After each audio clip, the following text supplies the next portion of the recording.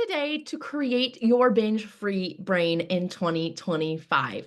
This workshop is going to go over in depth how you started binge eating and how we can stop it. How you can truly not only just change these eating habits, but literally rewire your brain so you can be this normal, natural eater who doesn't struggle with food.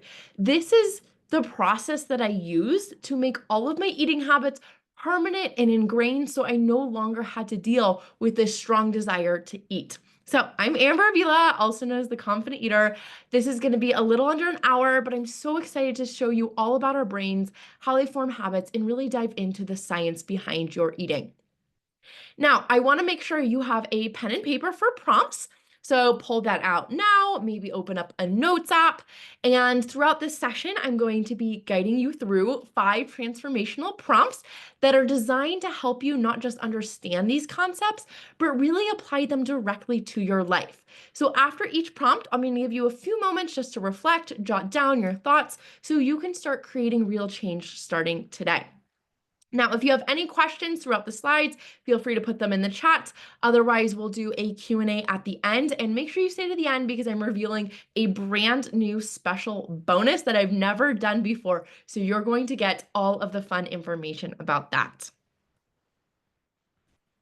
Now, did you know that over 30 million people in the US alone are struggling with binge eating? And I wanted to share this statistic to know that whatever you're going through today, you are not the only person in the world who struggles with this. I know that I hid my eating struggles from the world for a long time. I didn't want anyone to know I was binge eating. I would binge eat in bathrooms. I would pull things out of trash cans in my car, so no one had to know what was truly happening. But this number doesn't even include so many people who are silently suffering. And so just know that whatever you are dealing with today, wherever you are at, there is no shame whatsoever in it. All we are doing is eating more food that our body needs, and we're going to talk about how to overcome that now. So you're in the right place today. If you feel out of control around food, if you feel like you just can't stop eating no matter what you try, if you're telling yourself just one last time, I'll start over tomorrow, I need to get in the food now and I'll be good later on. If you're getting these strong cravings to eat and you feel like you have no willpower, you just feel like no one else has got to have as strong of urges as I do. Why am I wanting food so much? And if you're frustrated with basic eating advice that doesn't address your habits, if you've been told by personal trainers or gone on Google and you've just found the same basic boring tips that aren't working, we're going to go so much deeper than that today. So the problem that you might be wondering is, why can't I just eat normally? Why do I see my friends who seem to go out to eat and just leave behind half their plate of French fries? Or see these people who have Christmas cookies in their house and they just have no problem eating them, where I binge all of them all at once? You're feeling crazy, out of control. Maybe you're thinking something's wrong with me. Am I just broken? But all that's going on here is that you don't know about your urges. You don't know what your urges are. You don't know where they came from, how to get rid of them, and the strategies to handle them. And that's what I'm going to teach you today. And it's not your fault because there's pretty much no one out there talking in depth about your urges and how to overcome them to stop binge eating. But this is the root cause of all of your binge eating. This is the most important thing to know. Most people are unintentionally making your urges worse by trying to use willpower or resisting them, fighting them. And when you give into urges, you're actually continuing to strengthen the habit. So this is why people will be stuck overeating for 20, 30, 40, 50, 60 plus years. I've had people tell me about their moms, their grandmas who were on their deathbeds and they're still worried about the calories in apple juice because they never learned how to change their brains around this. So why I'm here teaching you this today, for those of you who don't know me, I'm Amber.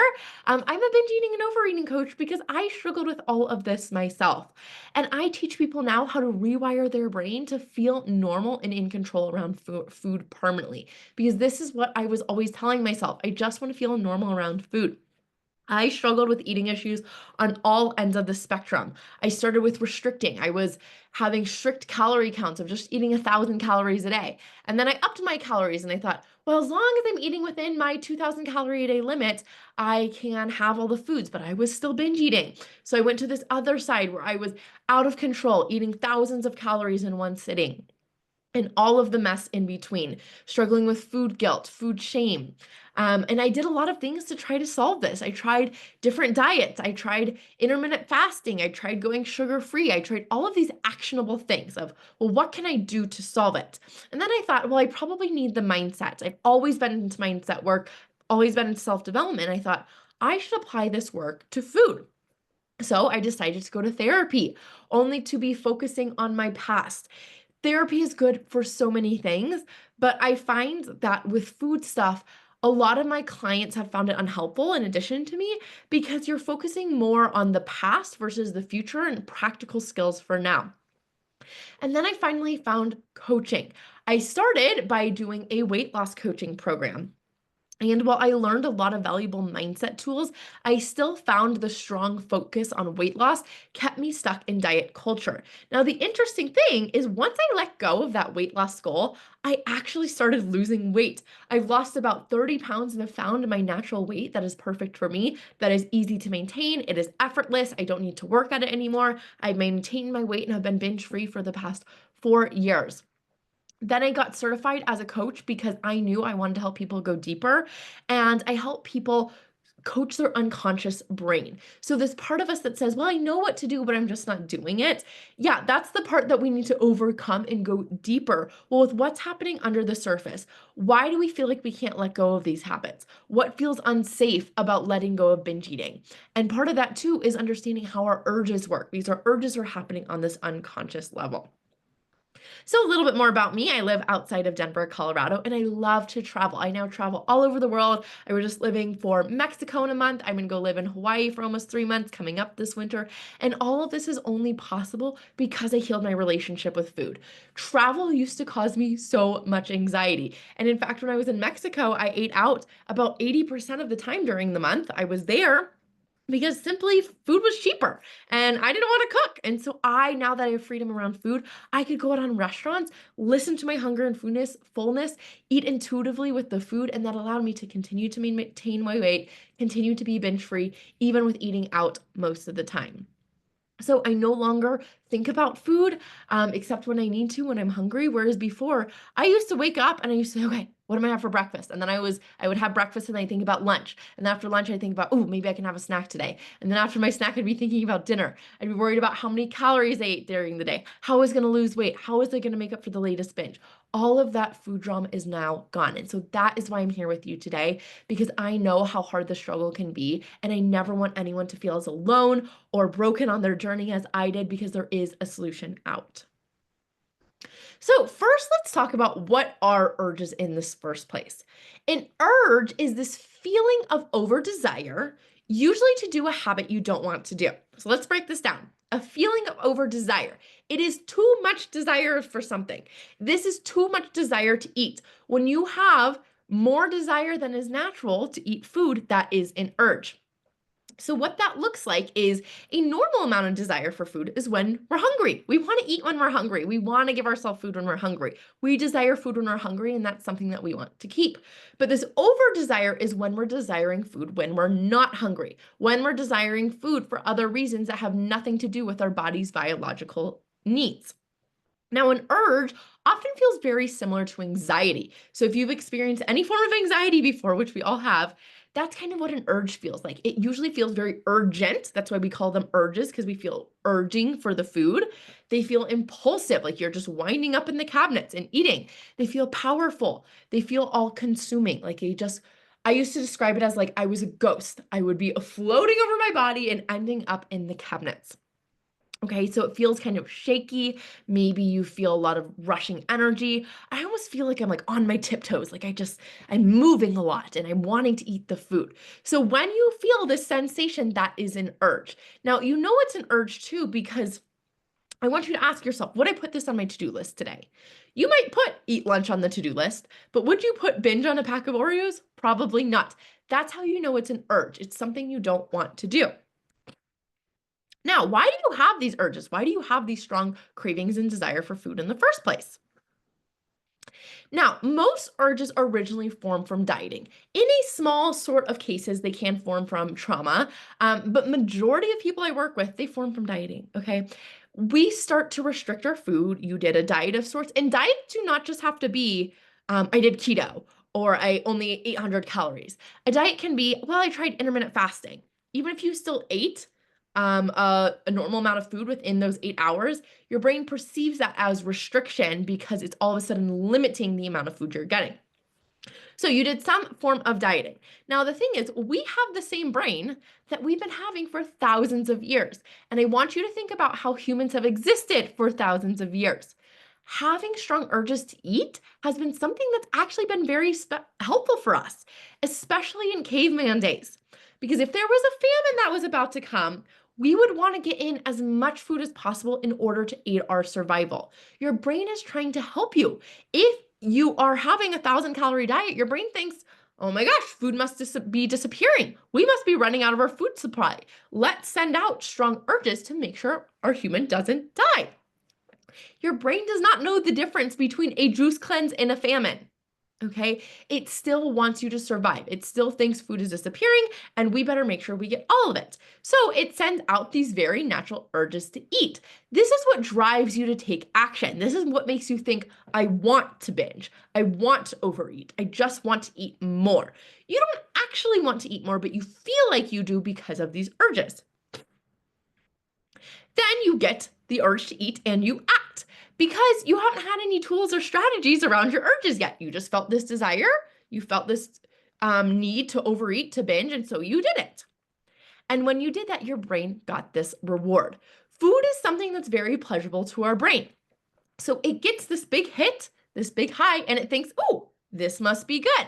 This must be something we want to keep doing. So it creates a habit around it. And the more you do this cycle, the more your brain thinks, oh, this is a habit you want and need to keep. It's a sign of a healthy brain to form habits. It's trying to make your life easier. Hey, every time you get the urge to eat, you've acted and we've gotten a reward, you must want to do this. So let me keep giving you the urges and make this process automated.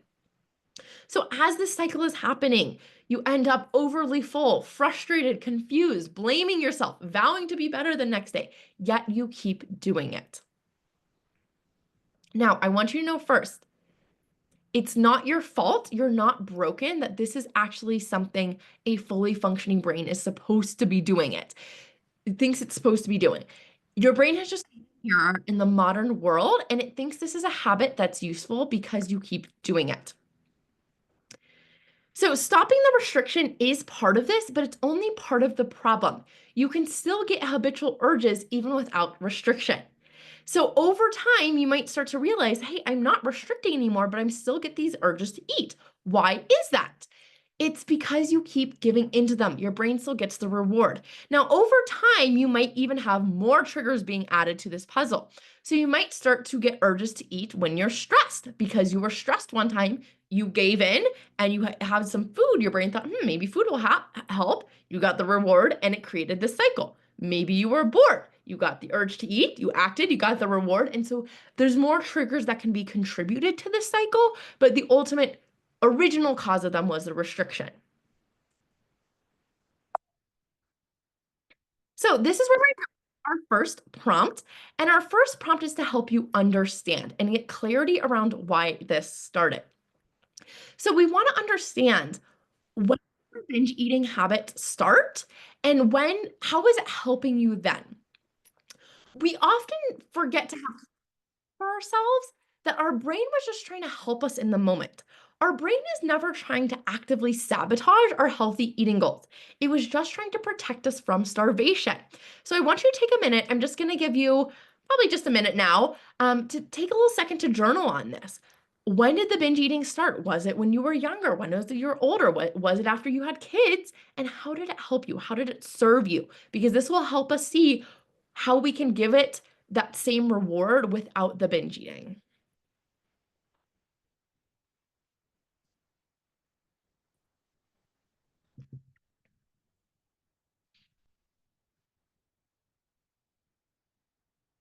And if you want to share, feel free to unmute. You can put it in the chat as well.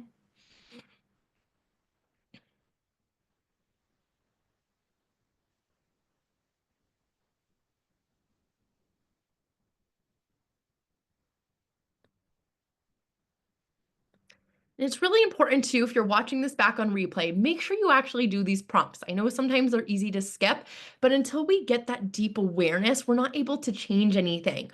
I like to think of awareness as putting the "You Are Here" sticker on the map. We're saying this is where we are, and then we need to navigate our way out. And so that awareness is one of the first steps that's going to help you change.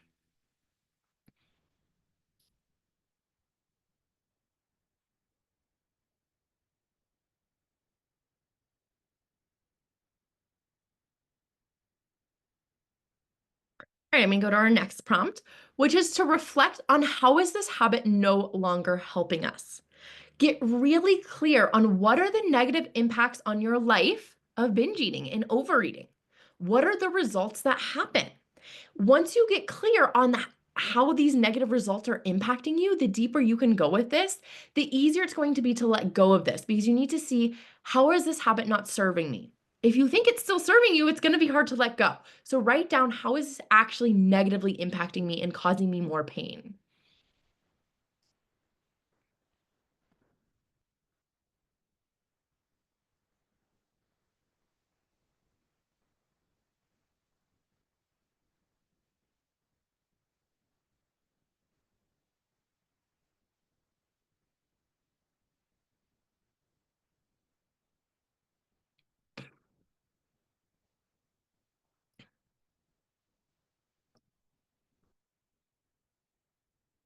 So let's go over some of the things that you might have been trying to stop binge eating. Now, I first want you to know that none of these approaches are bad. They just aren't necessarily the most useful or efficient or going to get you where you want to go in the fastest way possible. So the first thing you might have tried is willpower, just white knuckling your way through the food cravings. This is holding on tight of saying, I'm not going to do it. I'm not going to give in. I'm not going to eat that Hershey's bar tonight. I'm not going to eat that chocolate chip cookie, right? It's just trying to say no to yourself with your mental energy as hard as you can. Now, willpower takes a lot of effort, right? It's using your brain power. So if you're tired at the end of the day, this is going to be really hard to do. You're wanting to lay down, you're wanting to relax. This is usually when we say, oh, I don't care, I'm just going to start tomorrow. Now, you might have noticed it feels easier if you're using the willpower approach to do it in the morning, right? So maybe in the morning, you walk into your office, you see the candy bowl, you see that someone has brought donuts, and you're like, you know what? I'm not going to eat it. Maybe you can do that because you have more mental energy. But this is not a good long-term strategy because you have to have strong willpower, and our willpower runs out throughout the day. So most of the time, you'll just end up actually giving into this urge because it feels so difficult. It feels so hard to use willpower. Saying no to ourselves just feels like when we were younger and our parents said, no toy today at the toy store, we just wanted it so much more. So it creates even more desire for that food. Now, you also might have tried just getting rid of your binge foods. Let's just keep them out of your house, right? If I binge on cookies, let's just not buy cookies. If I binge on chocolate, let's just not buy chocolate. Now, I see this strategy being used all the time, and it makes sense on the surface, right? If you're overeating on it, let's just make sure it's hard to get to, and you just won't do it then. But I think that this is super lazy advice. If anyone tells you to just keep your binge foods out of the house, they don't know how to actually coach you or how the brain works. Because this is just a very basic strategy. And the truth is, it might work for a little bit. Maybe at first you're like, oh, I'm not actually binging, I'm not thinking about the food so much. But what you might realize is all of a sudden, you start making these other concoctions and you start binging on other foods. So I started binging on peanut butter, or I started putting together like weird things with chocolate chips and my sugar-free maple syrup and looking at how can I make this fancy apple dish to make it taste really good. You still will have other food in your house even if you get rid of your binge foods, because what's happening is you're not doing anything to address these urges, right? So you're still getting these urges to binge. Your brain's still just trying to complete this habit loop, but it doesn't have its normal things that it likes to, so it just completes the habit loop with peanut butter or the chocolate chips. So even if it's making it easier temporarily, your lower brain is still just wanting to eat the food. It doesn't care what it is. Then I used to start going to protein bars. So protein bars were always my thing. It used to be like, wow, it's like kind of like a brownie. It's a brownie protein bar, or it's a birthday cake protein bar. Kind of tastes good. But then I would go and binge like 5 protein bars. I think that's the most I had. I had 5 or 6 protein bars at one time. The most fiber one brownies I ever had was 10. You can imagine the impact that had on my digestive system. I was not doing so hot for the next couple of days because I didn't know how to deal with my urges. I just thought, I just want to eat something right now. I just want to chew on something. I just want to munch on something. And so I would go to protein bars and then I would still binge. And the truth is, we live in a world with birthday parties, weddings, holidays, and you're going to make your life very small if you start avoiding these events or getting really anxious about them because of the food there. You're going to run into these foods at one time or another. And if you're never interacting with them, you're never learning how to deal with them in a normal manner, you're always going to eat them how you've been eating them, which is binge eating on them. So you need to learn how to eat them in moderation. And we do that by practicing eating them, which I know can be scary at first, but it really is a key important step to changing how you interact these foods forever. I teach you a full step-by-step process in my Confident Eater program called the Trigger Food Process of how to incorporate these more mindfully. But just so you know, it is 100% possible to keep these foods in your house. I have what I call the Willy Wonka chocolate factory in my cabinet now because I don't feel the strong desire. I don't have the same urges around them. Now, the final thing you might have tried that I see a lot of people doing is these really basic tips that Google tells you. Take a bubble bath. Go for a walk, call a friend, brush your teeth, put in gum. All of these actions are things to do when you have this craving or these urges to eat. Now, you can do these things and you might get out of the bubble bath and still want to eat, right? I've done that before. I'm like, okay, let me just take a bath. I'll be relaxed. And the whole time in the bathtub, I was just thinking about how I wanted to eat the cookie. And then I got out and I still ate the cookie anyways. Now, you might feel calmed down a little bit, especially if you're doing something like going for a walk, which is this something that's involving your body that can help regulate your nervous system. That can be helpful, but you might still have this urge that you're unaware of. So you're not really doing anything to address the urge or to change your thoughts and feelings around food. You're just kind of changing your actions. Now, I'm all for helping your nervous system out. So going on a walk is helpful and you find that it works, awesome. But I'm going to give you some additional tools to make it even more effective. So the truth is, none of this has worked because it doesn't address your actual brain. When you get mad at the urge, you're actually making it grow. When you get frustrated that you're wanting to eat, that also makes it grow. And not acknowledging the urge is just a feeling. It's just a sensation. It's something you can handle. So we need to look at specifically, how can you deal with the urges and thoughts and feelings around food? Because those are ultimately the root cause in the driver of your binge eating. The true cause of your binge eating is not stress. It's not boredom. It's not that you have a lack of walking in your life. It's these urges. And a different way of thinking about food, you're thinking about food in a different way right now than people who are not binge eating. The people in your life who you see as normal natural eaters, those ones who can just have the couple French fries and move on, the difference between you and them right now is you have urges they don't.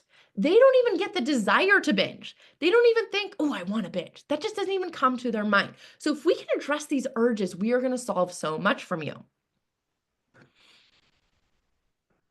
So the solution, we don't just want to put a Band-Aid solution on it. Don't just go for a walk.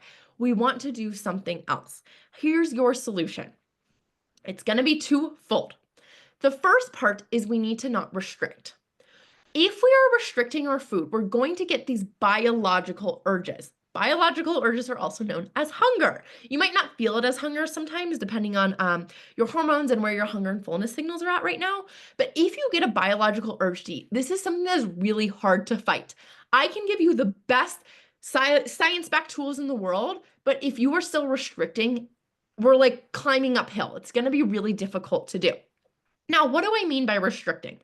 To me, restriction, this word gets thrown around a lot. It's like you'll see it all over Instagram. Stop restricting, stop restricting. What does this actually mean?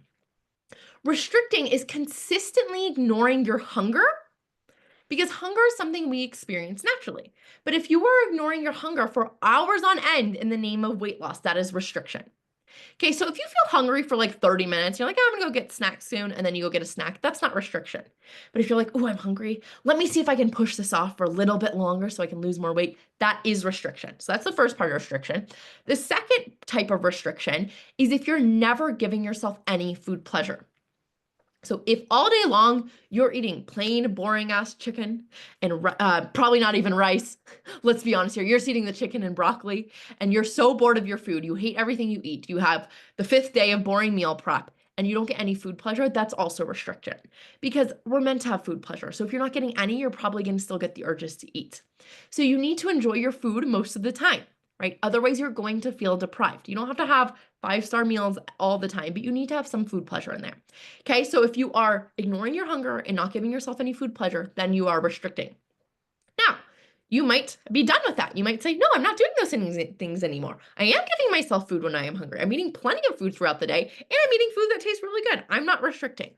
That's where the second part comes in.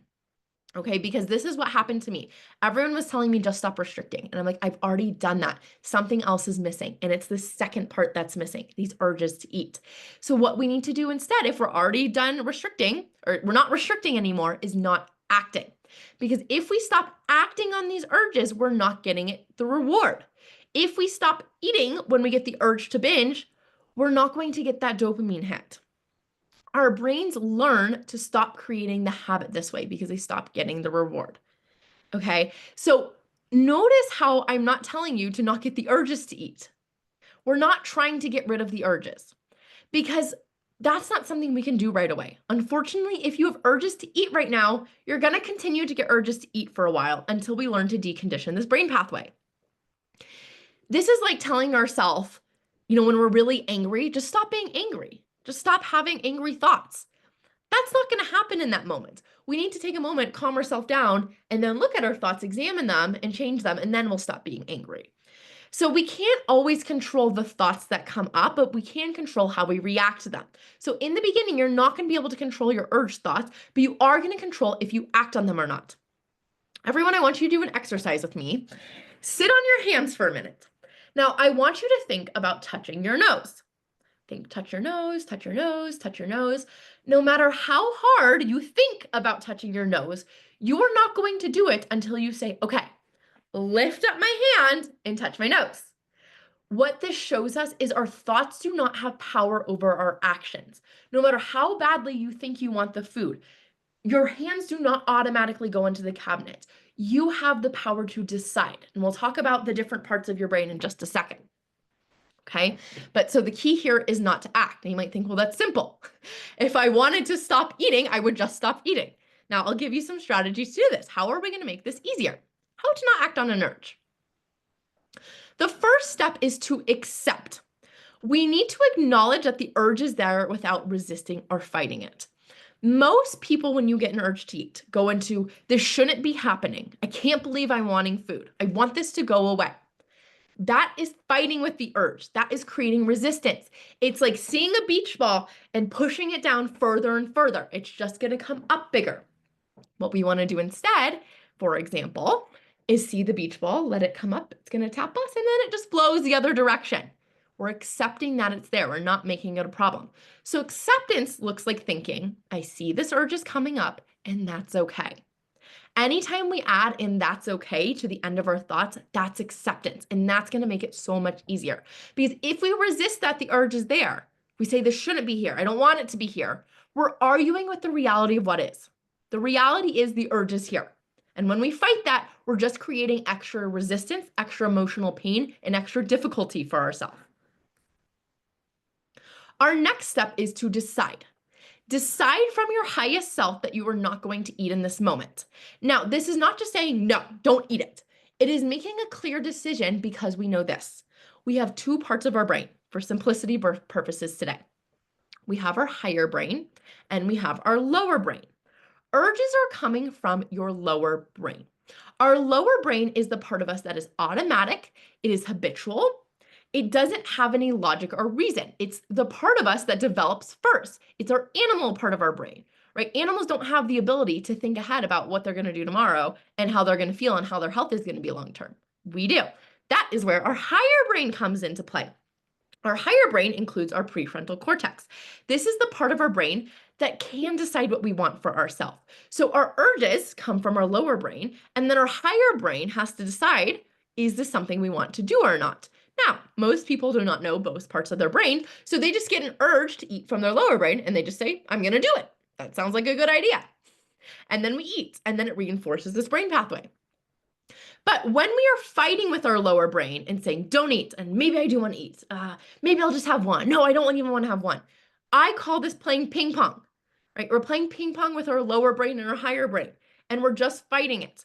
We need to make a decision to stop playing this game. Set down the paddle and walk away. We don't need to argue with this lower part of our brain because it's not logical. It doesn't have decision making and rational abilities.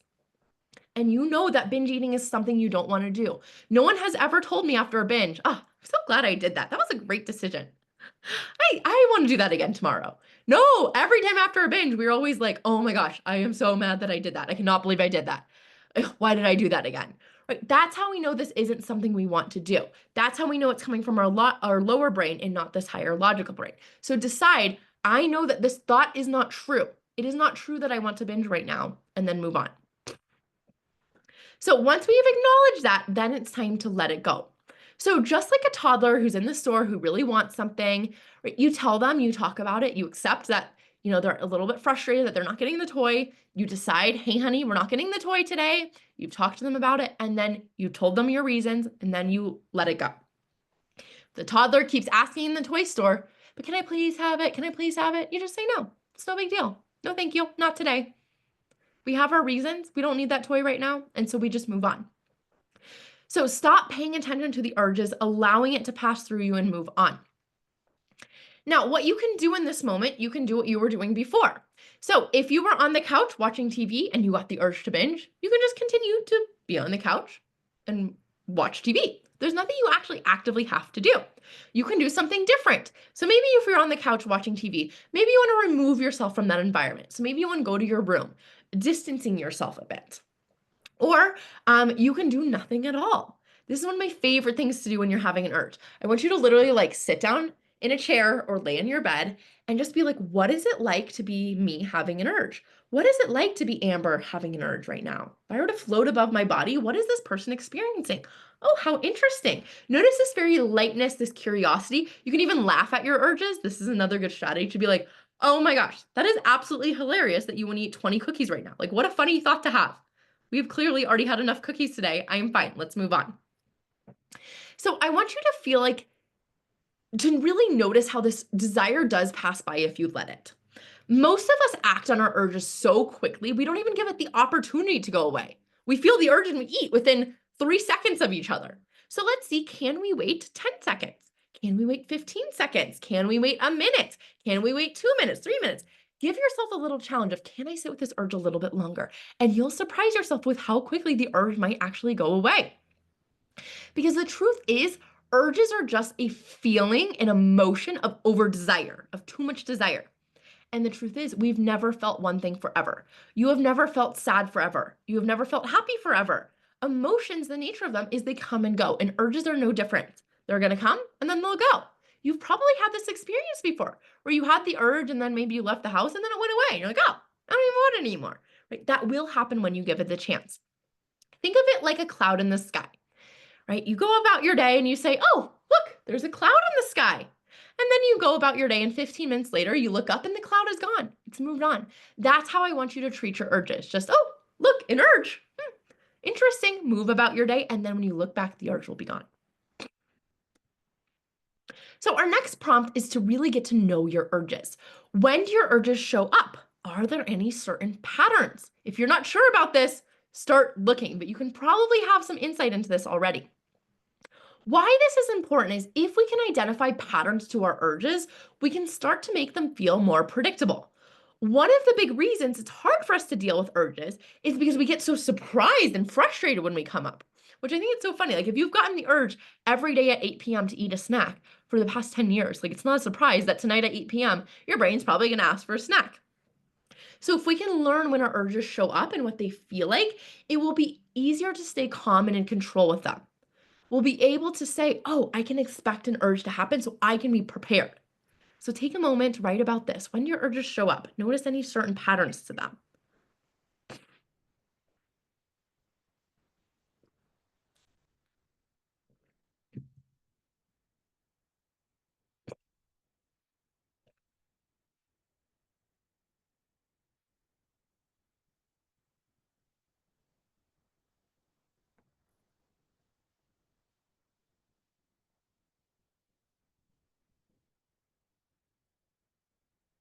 So, our next prompt is we want to identify our urges. And what I mean by that is we want to see how these urges feel in our body and what do they say and sound like in our mind.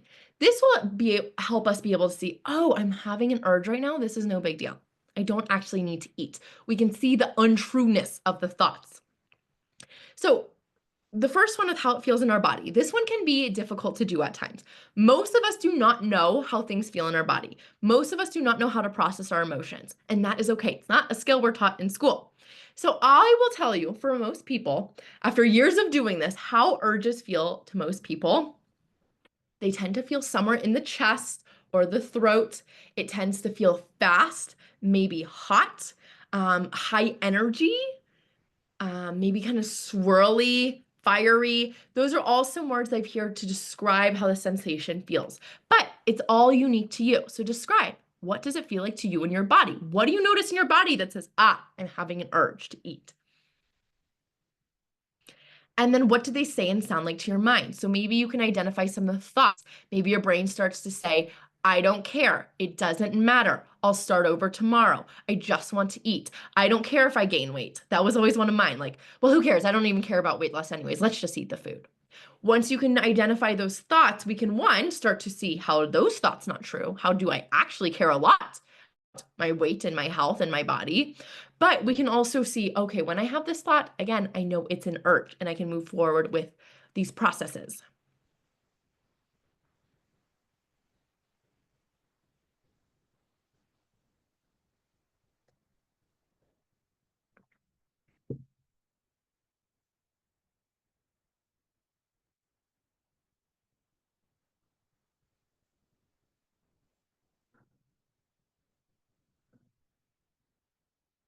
So let's see, what is the new brain pathway we are going to be creating here? If we're getting rid of this old pathway, what's going to be the new one? So at first, in the beginning, you're still going to get this urge to eat. We want to expect them. If in the past you normally get urges at 8 p.m. at night, we're going to expect it to come up tonight. Then we're going to go move forward with the process of accepting it, deciding not to act on it, and letting it go. And when we do that, it's really important to celebrate ourselves because that is going to be our new reward. If we do not give our brain a reward, here's what it's going to do. It's going to compare, well, I eat the food and I get a reward, or I don't eat the food and I don't get a reward. Which one's is going to choose?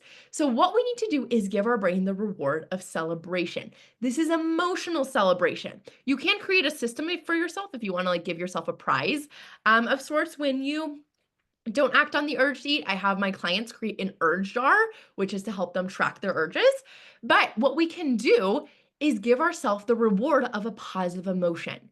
Your brain loves to feel positive things. And when it feels this positive emotion of celebration, of pride, it's going to want to repeat this brain pathway. It's going to want to create this new cycle. What most people tend to do, you white knuckle your way through the craving, through the urge, and you say, whew, so glad I got through that. I'm so glad that's over. That doesn't give your brain any reward. That's like, oh my God, I'm so glad I got through that hard thing. The next time the urge comes up, you're gonna be like, oh, that was so hard. I don't want to do that again. So instead, you want to acknowledge how important it was that you didn't act on that urge. Notice all the amazing benefits you're going to get in your life because you didn't eat that food. So really celebrate. Say, go me. I'm so proud of you. Woohoo. And then your brain will remember it of how fun it was to sit with that urge. Strong emotions strengthen our memory. If you think back to when you were a kid in your childhood, you tend to remember either very positive things or very negative things. So you remember that first time you went to Disney World and it was so fun, it was so exciting, you were overflowed with joy. Your brain remembers that. You also remember that time you got bullied on the playground and you felt really embarrassed. It sticks out to your brain. So we can use this to our advantage by giving ourselves artificially the most positive emotion we can and celebrating the heck of ourselves. There's no urge that is not worth celebrating for, right? So even if you are working today at your desk and your brain thinks, I want a snack right now. Check in with your body. You're not hungry. Say, no, I'm good. You sit with it. You say, hey, I don't actually want that snack anymore. You want to say, oh my gosh, I'm so proud of you. Look how energized you get to feel throughout your day. Look how better you're going to focus at work now. Look at how you're creating the new brain. Look at how you're becoming the natural eater you've always wanted to be. That celebration is going to change everything. So the less you act on these urges, the weaker they are going to become until they eventually fade away. This is how your brain is going to be rewired. Your brain's going to start to prune away these old habits. It's just like using a muscle, right? When you work out your biceps every day, you get really strong muscles. And that's what you've been doing in your brain. You've been eating every day, overeating, binge eating most days. And so you've really strengthened that muscle. We're going to stop working out that muscle. We're going to stop using it. And so your brain is going to prune that away. And this is how we make it so you stop desiring the food. That's why I don't have any more urges, because I have taught my brain that we don't need to do this habit anymore. And the same is possible for you too. So our next prompt is to create your vision. What would 2025 be like without binge eating? When we are creating our vision, we want to get really, really clear about what our life would look like without these eating habits. Now, some of you might have been having these eating habits since you were like 10, 11, 12 years old. It might be hard to imagine your life without them. That's okay. I want you to try your best. The clearer the vision, the easier it will be for your brain to implement. We essentially want to give a blueprint to our brain showing it, here's what our life will look like. Here's why we want to do this. And this will give you the strong motivation to start the year running of this is why I want to sit with this urge. And I am teaching a vision board workshop in 2 weeks on December 30th at the same time. So check your email in the coming week or two for that. And we'll be even going even further into your vision. But for now, I want you to take a minute to journal on this. How would your life look like without binge eating? What would your relationships be like with yourself, your friend, your significant other? What would you use your extra money from saving all the money, from not buying the extra food? Would you have more focus at work?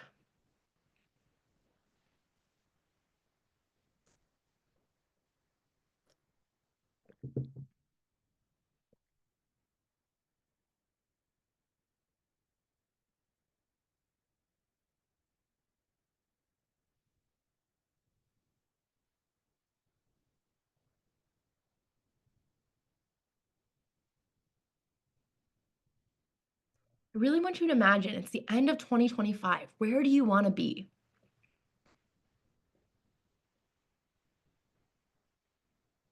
Because as we just learned, the more you repeat a habit, the stronger it becomes.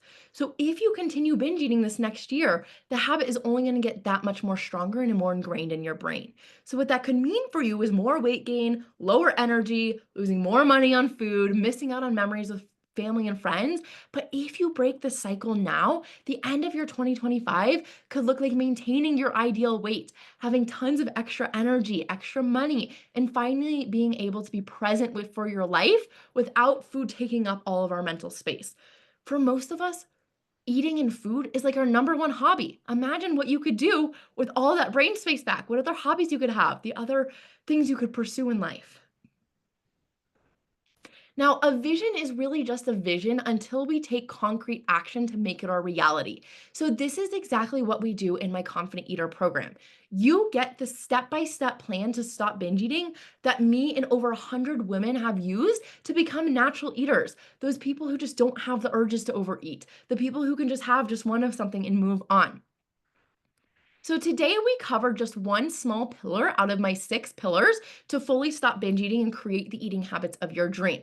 So we went over the stress-free urge solution, just a portion of it. I go much deeper in my program. I give you something called my habit interrupters, which are tools you can use in 60 seconds or less to literally stop an urge in its tracks. So there's so much more to the stress-free urge solution alone, but there's also these 6 other steps you need to stop binge eating. So the first one is your positive food mindset. So knowing your mindset around food is going to help you find deeper around the thoughts and feelings and ultimately the root causes of why you're eating too much food and how to manage the thoughts and feelings. So if you feel like you are an emotional eater, that every time you are happy or sad or have this big emotion, you go to food, this is what we cover then. So many of my clients talk about how this program not only transformed their relationship with food, but also had a major impact on improving every other area of life. Because managing your thoughts and emotions is a skill that you're going to use in work, in your relationships, with your family, with everything. So people have had improved marriages. A client who just finished up, she just ran a 20K using these mindset tools. People become more patient with their kids and in their friendships. Then the second step we go into is learning the trigger food process. This is how you learn how to stop obsessing over certain foods and feel in control and peace around anything. This is so important, especially as we're in the holiday season right now. We have Christmas cookies around, Christmas pies, holiday gatherings. And if you could learn to have just one of those things and move on, imagine how much easier life would be. Then fourth, we go into your hunger and fullness. This is where we learn to recognize and use your own body's signals to guide you as a natural eater. So we're not using calorie counts or meal plans. We're using what your own naturally calorie counter has built in. It's the most accurate one because it's yours, and you learn how to trust what it's telling you. Fifth, we go into confidence. You're going to learn how to build unshakable confidence in your body so you can always show up as your highest best self. Now, most people do lose weight in my program, but this is not a weight loss program. I want you to feel amazing in your body no matter what size you're at. And we do that by changing our thoughts and unlearning all this toxic diet culture that's been placed on our bodies. And finally, our last pillar is maintaining progress. So, when you've struggled with food for a while, what happens is it starts to become part of your identity. I'm just someone who struggles with food. I'm just someone who overeats. Food's just always been difficult for me. So, you have a hard time believing that I can become this normal natural eater. But what we do is we shift these core beliefs so it becomes easier to maintain these thoughts and habits for life. So this is my client, Rachel. Rachel's story was really interesting. She was actually my personal trainer. I worked with her for training, and she realized that she was actually struggling with food so much more than she knew. And this is something I see a lot. I've actually worked with a lot of coaches, therapists, personal trainers. They come into my world because they're supposed to know it all, right? We go to these people because we think personal trainer is supposed to help me get to my body goals. But the truth is, they don't actually have these deep mindset tools. They don't know the psychology of how our brain works. And if they're a therapist, they don't know the actual habits of how to create the skills of being a natural eater. So Rachel came to me. She said, as a personal trainer, I thought I could do everything myself as a professional in this area, but saying yes to Amber's program was the best decision I've ever made. She gave me the tools I needed to start listening to my body and mind. And let me tell you, like in the personal training world, my fitness pal is so rampant. Like that's all they use to teach you how to eat naturally, how to get to your body goals. They give you a calorie count and they say do this. But she's been allowed to make her own decisions, develop habits she never thought possible. She had been dealing with binge eating and overeating for almost 10 years, thinking she was going to be battling these urges forever, but we changed that together. So, how the program works, working with me one on one, is you are going to get weekly 50-minute private video calls. So, it's you and me together. This is where we celebrate, learn, coach. We become a strong team to tackle and solve your eating issues using the latest psychology. Okay, so this is really nice for that motivation and accountability. This is probably what you've been missing. You get it together for a minute, you say, okay, for a couple of weeks, we've got it together, and then you fall off the wagon. And you have no one there to support you or give you proven methods and strategies to get out of it. So there's gonna be no more hiding. You're gonna be held accountable every week in a kind, loving, and compassionate way to help you get to your true eating and health goals faster. Then you're gonna get unlimited text and voice message support. And this is seriously unlimited. You never have to feel lost again, confused on what to do. I so wish I had this in my journey. The ability to be able to just text someone and be like, hey, I had a binge. I'm feeling really shitty about myself. I don't know what to do or how to get back on track. And to have them respond with a little, I'll give you a voice message back, an in-depth plan on how to get back on track is so priceless. Then you're also going to get on-demand lessons and worksheets. So the second you join, you're going to get instant access to the entire Confident Eater course. This gives you all the materials you need, covering everything about how to become a natural eater. They are on demand, and we also have an app for it, which is so fun because you get them on the go. You can listen to them podcast style. And this is going to teach you how naturally thin people eat, what habits they have, and how they can really show up to their life as someone who doesn't overeat and just goes about their day not really thinking about food. Now, what's really nice about private coaching too is I give you the option for these lessons to be taught live. So if you're someone who's like, I don't want to worry about additional homework, I just want to get everything done in my hour with you, we can get those lessons done live. And then you also get them more customized to you. I'll really adapt them to your unique goals, but I also have that option to watch them on demand so you have them with you throughout your week. Now, all of this is only going to take about an hour a week. So we can help you stop binge eating no matter how busy you are, no matter what craziness you have going in your life. I know we're in the holidays right now. But if you can dedicate just 1 hour a week to changing your eating habits, you will eliminate so much struggle and time for the rest of your life. Now, this is another client, Jarrell. He was actually a health coach himself. He was a nurse, and he was someone who had struggled with eating also for so long. He was overeating 5 times a week, and by the end of the program, he was not overeating at all. He got down to 0 times a week. So he said he can confidently say he doesn't overeat anymore. Her constant support and fresh perspective was exactly what I needed to make this change in my life. Something Jarrell really loved using was our hunger scale. Our hunger scale teaches you how to become an intuitive eater and use these hunger and fullness skills. So he used to be always overeating. He used to say, I just never feel hungry. I don't think I ever even let myself get hungry. And then we got to in the program where he was allowing himself to be hungry most of the time, not from like a diety perspective, but from a perspective of he could actually start to lose weight. He could actually start to feel his natural hunger signals that we're supposed to be feeling. And we were actually both tearing up on our last call as he said, this is the first time that I know that this can exist forever. And I don't have to struggle or fight for it anymore. And it was just such a beautiful moment to see someone who had been struggling for so long finally maintain these results. Oh, sorry, I got something in my eye here. Little eyelash. Okay, this I am so excited for. I am doing a bonus, and I have never done a bonus this big before, and it's for a limited time. It's expiring this Friday. So I'm going to, where is my chat? I don't have the chat up because I'm sharing my screen, but I'll put it in the chat in just a minute. Otherwise, you'll get a link to my calendar in the follow-up email after this with the replay. But what you're going to get is a bonus VIP day when you work with me one-on-one. This is an over $500 value. And what this includes is a 90-minute deep dive session with me to prep, plan, and set up for a binge-free new year. So this is going to be separate to our weekly calls, and it's really going to be, okay, how can we create our step-by-step plan so we can stop binging as soon as possible? We're going to go over your past history. We're going to understand how food has looked in the past, how past New Year's have. Have you always set a resolution to this year I'm going to get my eating together? We're going to make this the last year that you ever have to set a resolution to lose weight, to change your eating habits, whatever it's been. You're also gonna get a massage gift card. So this is a VIP day with me. So you're gonna be able to go get a massage anywhere you want, totally paid for, and you're gonna get a welcome gift box that's delivered right to your doorstep. And this is gonna include all my favorite items. These are just a few of them that I'm going to include. You're going to get a 15-minute sand timer. This is going to help you slow down your eating, really be present with the food. Notice how long does it take you to eat? Because when we eat really fast, our stomach has a hard time sending the signal to our brain that we're full, and then we often overeat. So you get this cute little sand timer. You get a mini spoon. I love little mini utensils to eat like desserts with because it helps slow you down, helps bring more presence and mindfulness to it. You're going to get a journal. You're going to be learning a lot of tools, a lot of fun information. So you're going to have a journal to keep track of your confident eater journey. And you're going to get some of my recommended books, some of my top recommended readings. And we all love more information. Information is only half the battle, but I think it's so fun having those books. Now, this bonus does expire this Friday. So with the holidays coming up next week, you have between now and Friday to get a consultation booked.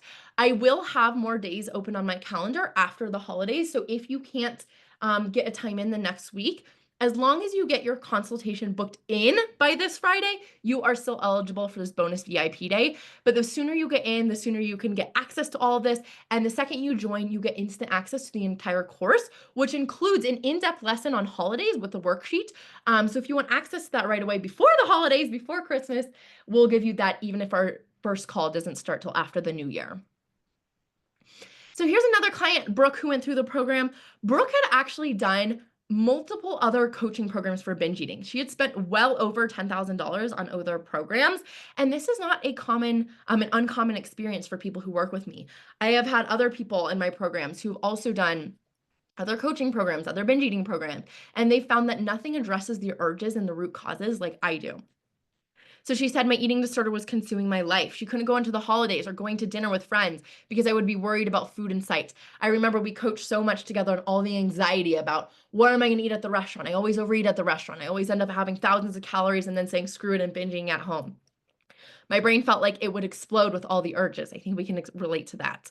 But after going through the program, she feels this new sense of lightness and trust in herself. She wished she would have found me sooner, recovered earlier. If I knew I wouldn't need to gain weight in order to be healed, I would actually lose weight. Thank you, Amber, for changing my life. So there is this common idea that, okay, if you're gonna stop binge eating, you're just gonna have to resign to the weight you're at. And again, while this is not a weight loss program, when we get to the root cause of our eating issues, your body's gonna find its natural, healthy, happy weight. So our next steps are going to be click the link. I'll put the link in the chat. Or I know Ariane, you're with me. I don't have the chat up. So maybe if you can find my Calendly link, if you want to put it in there for a consultation call, otherwise I will in just a second. You can pick a time this week to talk with me on our consultation call. It's a free call. You'll get to know the program a bit deeper. We'll talk about if it's the right program for you. You can get all of your questions answered. And then once you join, you're going to get that VIP bonus, which is going to be so exciting. And then we'll work together to create your binge-free life. You're really going to learn these habits of how to be a natural eater, and we'll take off on the 6-month journey together. One more thing too, I have a full money back guarantee. How the money back guarantee works is if you do not make progress in all 6 of these pillars, so all 6, go back a little here. If you do not make progress in all 6 of these, you seriously get every single penny back. I have never had anyone this program hasn't worked for, and so I am 100% confident that this program is going to work for you. And that's why I have the consultation calls, is to make sure that this is a good fit. I don't want you investing on something that's not going to be the right fit for you. So the next step is booking the consultation call. All right, so that is all for today. So I will go over any questions that you have. I have my details up there. I'm going to stop sharing so I can open up the chat just in case. And I will put the link to a consultation call.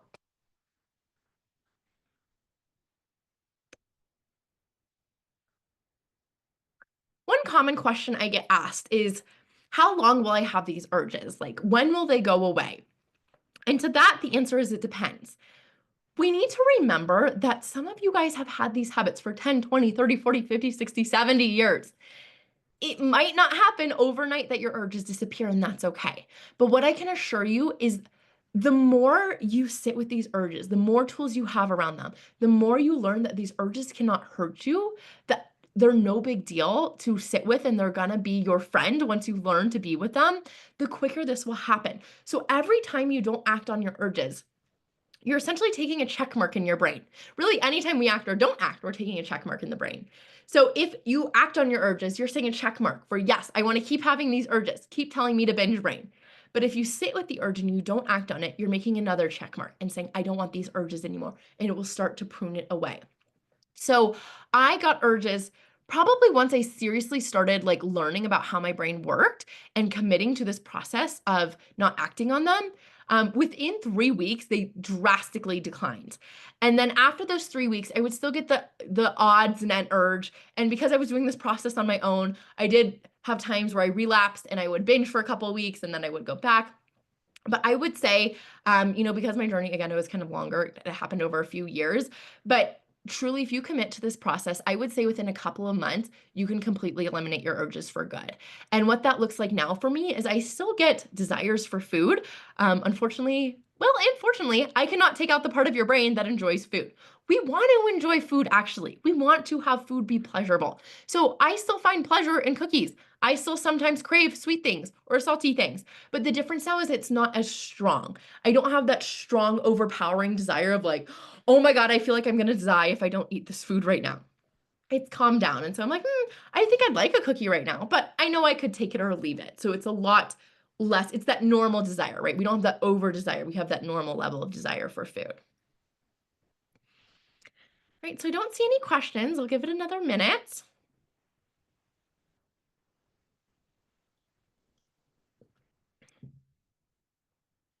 All right, well, I'll let you guys go. So I would love to chat with you this week. Get in my calendar as soon as you can so you can get that VIP bonus. I would love to chat with you.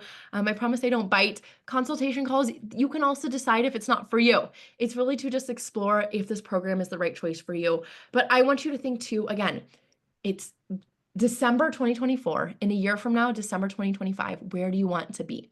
If you keep acting on these urges, they're going to keep getting ingrained in your brain. And I can help you stop that once and for all so you can be here this time next year as the natural eater of your dreams. Thanks for listening in today, everyone. Have a great rest of your Monday. Talk to you later.